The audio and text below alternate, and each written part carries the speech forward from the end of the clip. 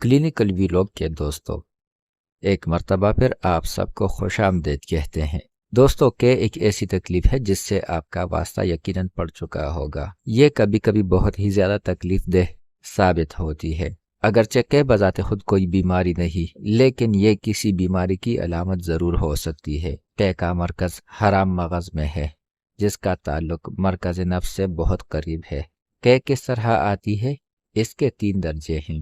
درجہ اول، لعاب دہن یا تو کثیر مقدار میں پیدا ہو جاتا ہے اور اس کے ساتھ جی متلاتا ہے، اور بعض حالتوں میں سرد پسینہ بھی آتا ہے۔ کہ کے درجہ دوم میں مریض 1 یا 2 دفعہ گہرا سانس کھینچتا ہے، جس کے بعد گلا گھٹ جاتا ہے، ڈایافرام سکڑتی اور معدے کو دباتی ہے اور ابکائی آنے لگتی ہے، اور تیسرے درجے میں کہ آنے لگتی ہے۔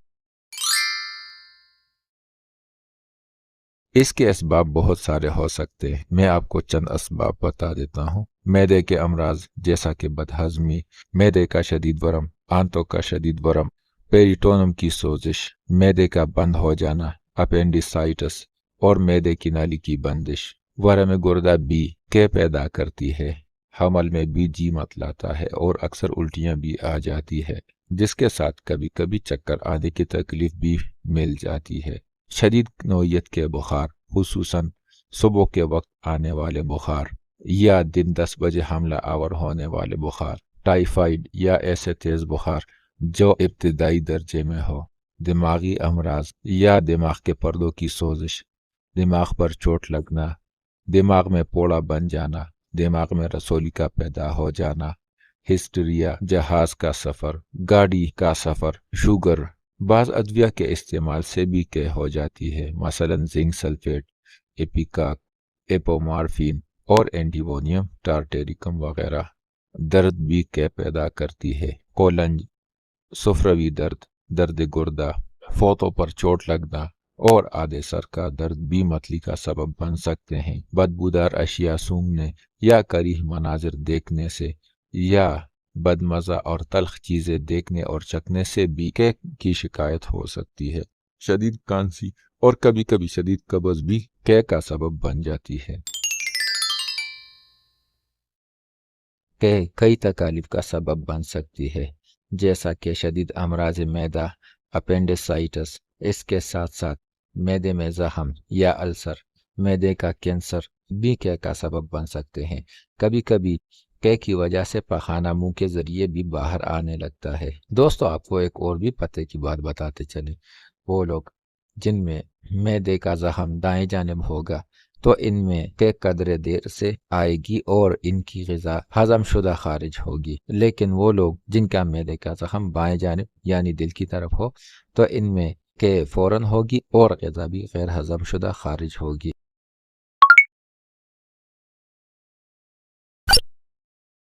کہ کے لیے ہومیوپیتھی میں بہت ہی اچھے اور بہترین علاج موجود ہیں، لیکن آپ کو چند باتیں دھیان میں رکھنی ہوں گی۔ سب سے پہلے یہ دیکھیں کہ مرض کا سبب کیا ہے۔ اگر زیادہ خورد و نوش کی وجہ سے ہو تو اور کچھ عرصے کے لیے غذا کھانے کو نہ دیں۔ اگر کہ شدید صورت اختیار کرے تو مریض کو بآرام بستر پر لٹائیں رکھیں، اور اگر پیاس محسوس ہو تب برف کے چھوٹے چھوٹے ٹکڑے چوسنے کو دیں۔ جب علامات میں بہتری محسوس ہو تو مناسب مگر ہلکی غذا دینا شروع کریں۔ جب شدید امراض کے آخر میں کہ آنی شروع ہو تو سمجھ جانا چاہیے کہ مریض نہایت کمزور ہو گیا ہے۔ ایسی صورت میں محرکات، مقویات قلب وغیرہ کا استعمال مفید ہوگا۔ سر پر چوٹ لگی ہو تو سر پر برف رکھیں۔ زہر کھا لیا ہو تو کہ کرائیں اور معدے کو صاف کریں۔ دہی یا گرم پانی بکثرت پلانا مفید ہے۔ جہازی کہ میں بھی گرم پانی بار بار پلانا مفید ہے۔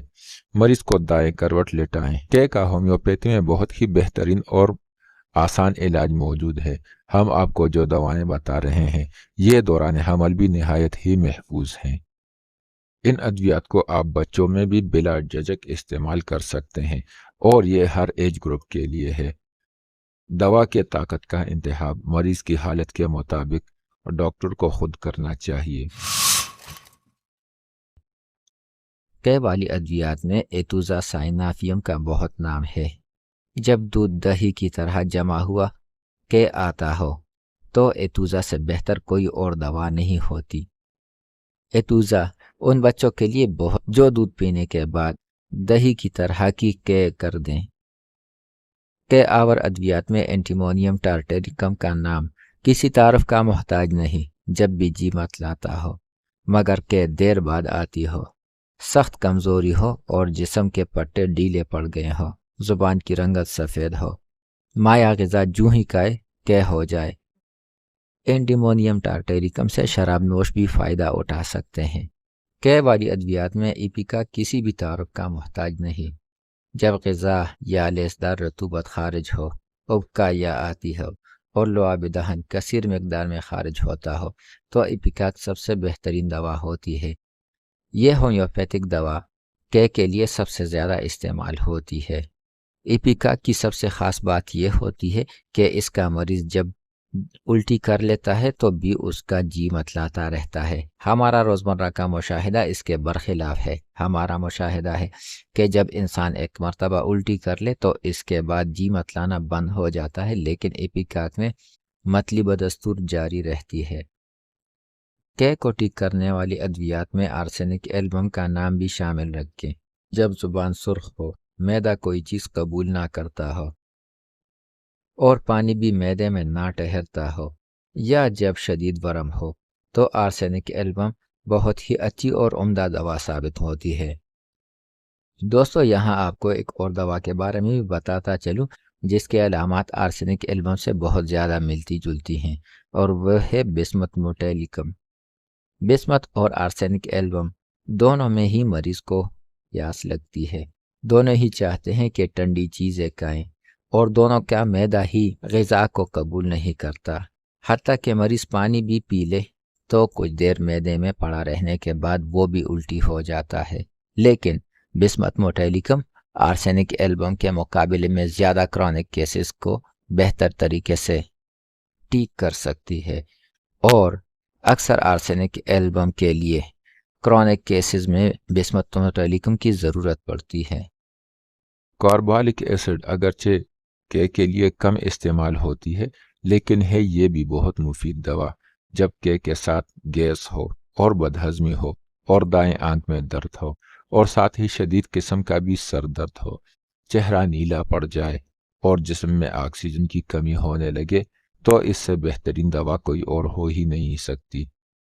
ایپومارفیا بھی اگرچہ کی تکالیف میں کم استعمال ہوتی ہے، لیکن اس کو بھی نظر انداز بالکل بھی نہیں کیا جا سکتا، جبکہ بوجہ عوارض دماغی ہو، دفعتاً کافی مقدار میں ہو جاتی ہو، کہ آنے سے پہلے جی نہ متلاتا ہو بلکہ کہ آنے کے بعد سر درد ہوتا ہو۔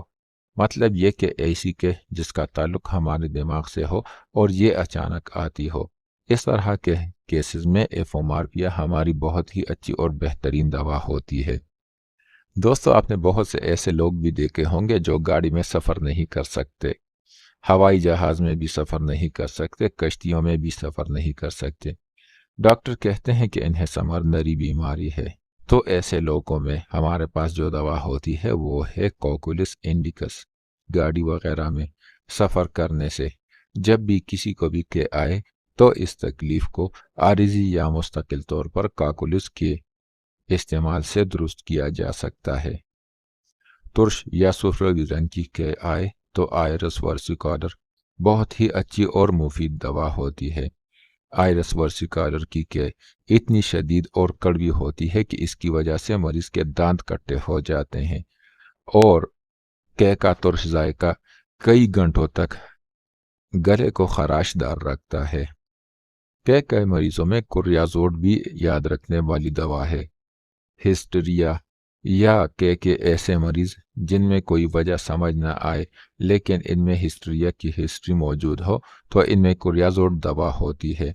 دوستو میں آپ کو آرسینک ایلبم اور بسمت موٹیلیکم کے بارے میں بتا چکا ہوں۔